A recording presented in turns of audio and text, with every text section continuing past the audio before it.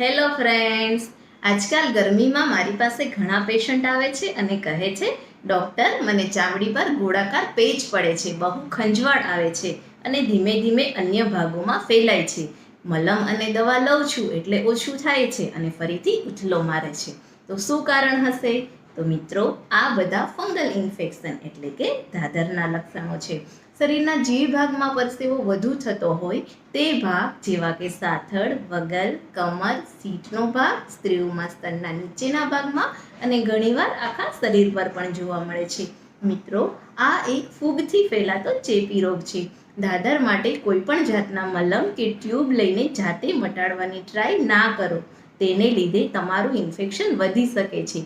દાદરને મટાડવા માટે proper anti fungal સારવારની જરૂર પડે છે. તો તેના માટે યોગ્ય ડૉક્ટરની સલાહ લો અને તમારી દાદરને જડમૂળમાંથી મટાડો.